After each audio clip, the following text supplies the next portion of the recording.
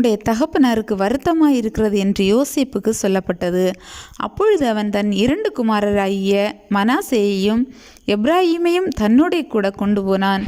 இதோ உம்முடைய குமாரனாகிய யோசேப்பு உம்மிடத்தில் வந்திருக்கிறார் என்று யாக்கோபுக்கு அறிவிக்கப்பட்டது. அப்பொழுது இஸ்ரவேல் தன்னை திடப்படுத்தி கொண்டு கட்டிலின் மேல் உட்கார்ந்தான்.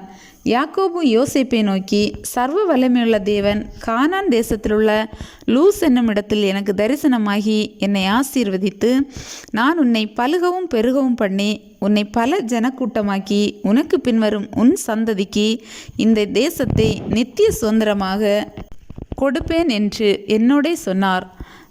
நான் உன்னிடத்தில் எகிப்துக்கு வரும் முன்னே உனக்கு எகிப்து தேசத்தில் பிறந்த உன் 2 குமாரரும் என்னுடைய குமாரர். ரூபன் சிமியோன் என்பவர்களைப் போல எப்ராஹீமும் மனாசேயும் என்னுடையவர்கள். இவர்களுக்கு பின் நீ பெறும் பிள்ளைகள் உன்னுடையவர்கள்.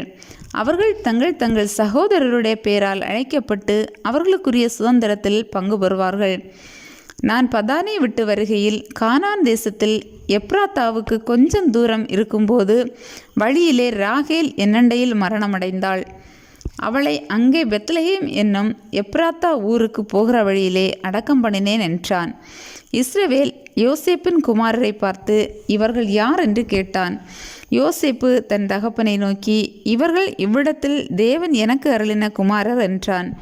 அப்பொழுது அவன், நான் அவர்களை ஆசீர்வதிக்கும்படி அவர்களை என் கிட்ட கொண்டு வா என்றான். முதிர் வயதினால் இஸ்ரவேலின் கண்கள் மங்களாயிருந்தபடியால் அவன் நன்றாய் பார்க்கக்கூடாதிருந்தது. அவர்களை அவனண்டையிலே சேர பண்ணினான். அப்பொழுது அவன் அவர்களை முத்தம் செய்து அணைத்து கொண்டான். இஸ்ரவேல் யோசேப்பை நோக்கி, உன் முகத்தை காண்பேன் என்று நான் நினைக்கவில்லை. ஆனாலும் இதோ உன் சந்ததியையும் காணும்படி தேவன் எனக்கு அருள் செய்தார் என்றான். அப்பொழுது அவனுடைய முழங்கால்கள் நடுவே இருந்த பிள்ளைகளை யோசேப்பு பின்னட பண்ணி அவனுடைய முகத்துக்கு முன்பாக தரை மட்டும் குனிந்து வணங்கினான். பின்பு யோசேப்பு அவ்விருவரையும் கொண்டு வந்து எப்ராஹீமை தன் வலது கையினாலே இஸ்ரவேலின் இடது கைக்கு நேராகவும் மனாசேயை தன் இடது கையினாலே இஸ்ரவேலின் வலது கைக்கு நேராகவும் விட்டான். அப்பொழுது இஸ்ரவேல் மனமறிய தன் வலது கையை நீட்டி இளையவனாகிய எப்ராஹீமுடைய தலையின் மேலும் மனாசே மூத்தவனாயிருந்தும் தன் இடது கையை மனாசேயுடைய தலையின் மேலும் வைத்தான். அவன் யோசேப்பை ஆசீர்வதித்து, என் பிதாக்களாகிய ஆபிரகாமும் ஈசாக்கும் வழிபட்டு வணங்கிய தேவனும், நான் பிறந்த நாள் முதல் இந்நாள் வரைக்கும் என்னை ஆதரித்து வந்த தேவனும், எல்லா தீமைக்கும் நீங்களாக்கி என்னை மீட்ட தூதனுமானவர் இந்த பிள்ளைகளை ஆசீர்வதிப்பாராக.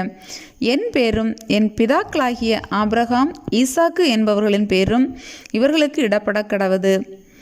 பூமியில் இவர்கள் மிகுதியாய் பெருக கடவர்கள் என்றான். தகப்பன் தன் வலது கையை எப்ராஹீமுடைய தலையின் மேல் வைத்ததை யோசேப்பு கண்டு, அது தனக்கு பிரியமில்லாதபடியால் எப்ராஹீமுடைய தலையின் மேல் இருந்த தன் தகப்பனுடைய கையை மனாசேயினுடைய தலையின் மேல் வைக்கும்படிக்கு எடுத்து, என் தகப்பனே, அப்படியல்ல, இவன் மூத்தவன், இவனுடைய தலையின் மேல் உம்முடைய வலது கையை வைக்க வேண்டும் என்றான். அவன் தகப்பனோ தடுத்து, அது எனக்கு தெரியும், என் மகனே, எனக்கு தெரியும், இவனும் ஒரு ஜனக்கூட்டமாவான், இவனும் பெருகுவான், இவனுடைய தம்பியோ இவனிலும் அதிகமாய் பெருகுவான், அவனுடைய சந்ததியார் திரளான ஜனங்களாவார்கள் என்றான்.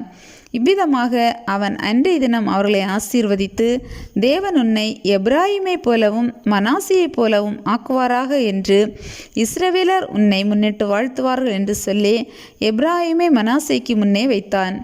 பின்பு இஸ்ரவேல் யோசேப்பை நோக்கி, இதோ நான் மரணமடையப் போகிறேன், தேவன் உங்களோடே இருப்பார், அவர் உங்கள் பிதாக்களின் தேசத்துக்கு உங்களை திரும்பவும் போக பண்ணுவார் என்றும், உன் சகோதரருக்கு கொடுத்ததை பார்க்கிலும் நான் என் பட்டயத்தாலும் என் வில்லினாலும் எமோரியர் கையிலிருந்து சம்பாதித்த ஒரு நிலத்தை உனக்கு அதிகமான பங்காக கொடுத்தேன் என்றும் சொன்னான்.